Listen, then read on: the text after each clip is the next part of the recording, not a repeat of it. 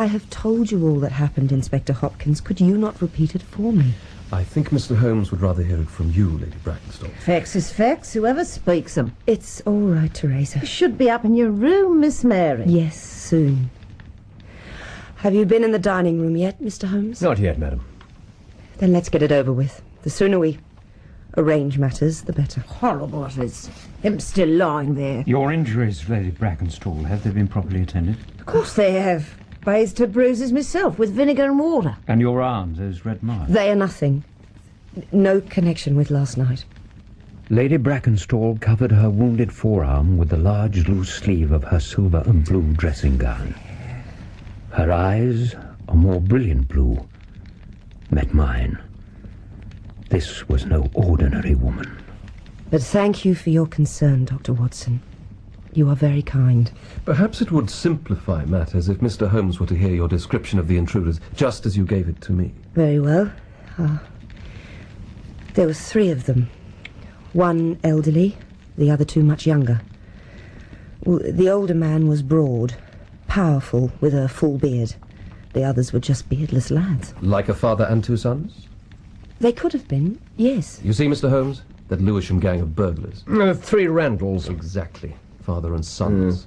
They did a job at Sydenham a fortnight ago and were seen and described. Rather cool of them to do another job so soon and so near, with their description abroad. But it's their work, no doubt of it.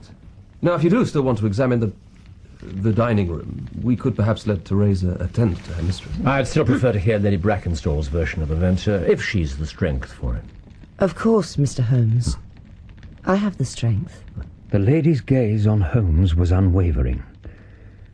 Seldom have I seen so proud a bearing, so graceful a figure. There was something almost like defiance in her composure and dignity, in spite of the hideous plum-coloured swelling over one eye. It was clear neither her wits nor her courage had been shaken by her terrible experience, although her face, which at another time no doubt would have had a perfect complexion, was drawn and ashen. And her hair, it was long, rich, golden. As much precise detail as you can remember, Lady Brackenstall. My husband, Sir Eustace, retired about 10:30. The servants had already gone to their quarters. Which are, well? I was about to tell you. All the servants, except Teresa, sleep in the modern wing. No sound from this central block could alarm them. And we're convinced the Randalls must have known this. Are we? To act as they did. Go on, Lady Brackenstall. I sat in this room until after 11, absorbed in a book. Then I walked round to see all was well before I went upstairs. Sir Eustace didn't carry out this check. My husband, Mr. Holmes, was not always to be trusted. I see. Please, continue. The last room I looked into was the dining room. I went towards the window to make sure it was properly fastened. The type of window? French. It forms a door leading to the lawn. Huh. The curtains were drawn, but as I came near, I felt the wind blow upon my hair. I flung the curtains aside and found myself face to face with the elderly bearded man that I've already described. He caught me by the wrist, then by the throat. Villain. Then struck me a savage blow with his fist. Damnable villain. Again those blue eyes shone on mine, and the mingled intelligence, alertness, and recollected terror I saw in them made all too clear the horror this extraordinary woman had been through. Make sure it's tight now. Proper tight. Oh, it's tight, old man. She won't wriggle out of that. And she won't squawk neither, girl. My hanky that, pretty precious. Hope it's clean enough for you. Doubtful. It's better gag on that. Hush up and get busy. Busy, aye. Could busy myself with this one. Hey, pretty precious. Leave her be. But I never had me fun with a real lady before. Leave her be, I said. Get to that silver. Where's the bag? Here. Now fill her up. And who the hell are you? Hello, old fella. Welcome to the party. Your good lady here's been entertaining all 3 of us. Villains. Yeah, that's us. damnable villains! I'll floor all three of you! My, Papa, that was a strike and a half. Brains all over. He asked for it. He did. With his own poker as well. Poetic, eh? Come on! I lost consciousness again, And no wonder. but only for a few minutes. When I opened my eyes again, I was still bound to the chair and gagged. And they were still there. The sons were collecting silver from the sideboard. The father was opening a bottle of wine.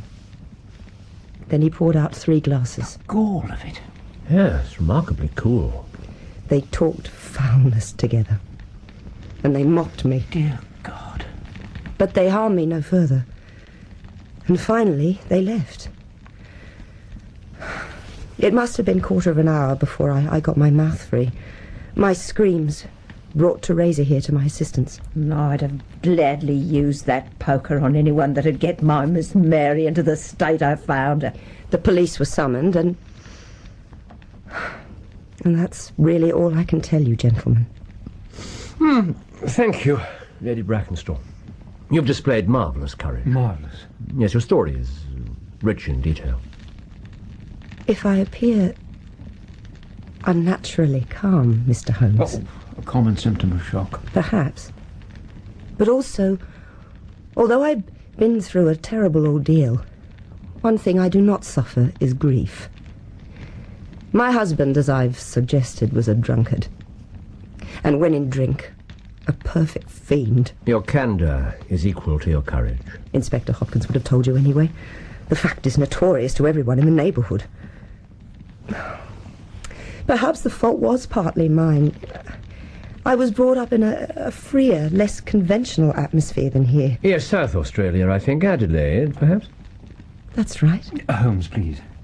Lady Brackenstall, I really do think you should rest. This English life, with its proprieties and primness, is not congenial to me. I can imagine.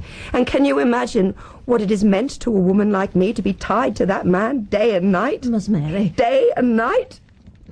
Sacrilege? A crime to hold that such a marriage is binding? Monstrous law! A curse on this land. Heaven won't let such wickedness endure. Teresa, take your mistress upstairs. Oh, that's what I've been trying to do. Yes, quite right. And while the lady rests, we shall examine the dining room. You can see, Mr. Holmes, every item in the room corroborates the lady's story. So it would seem. What items are not here? Not here? What did these bold Randalls make off with? Oh. Well, very little. 6 pieces of plate from the sideboard here. We can only assume they were so disturbed by the death of Sir Eustace that they didn't give themselves time to ransack further. Yet they gave themselves time to drink a glass of wine. To steady their nerves. These are the glasses, Yes, and untouched since. of course. Remarkable, most remarkable. In what way? You see nothing remarkable in these 3 glasses and their half-empty bottle? Huh? Well. However, let it pass. Perhaps when a man has special knowledge and powers like my own, it rather encourages him to seek a complex explanation when a simpler one's at hand. The 3 infamous Randalls, known burglars and ruffians, known to have been in the area and seen by a most trustworthy witness. Yes, for you do indeed have a simple and convincing case, Hopkins. I was sure you'd have to agree. And this is the window by which they entered. Yes, but there are no signs there. The ground is iron hard. As Holmes continued his minute inspection of the room, I looked down at the terrible object which lay spread upon the tiger-skin hearthrug, around which and over which Holmes stepped with appalling indifference. It was the body of a tall, well-made man, about 40 years of age. White teeth grinned through a short black beard. His aquiline features had been handsome, but were convulsed into a spasm of vindictive hatred. He wore a foppish embroidered nightshirt, and his feet were bare. His hands, across which lay a heavy blackthorn stick, were clenched above his head. His head. My God. The whole room bore witness to the savage ferocity of the blow that had struck him down. There was blood even on the chair, yards away.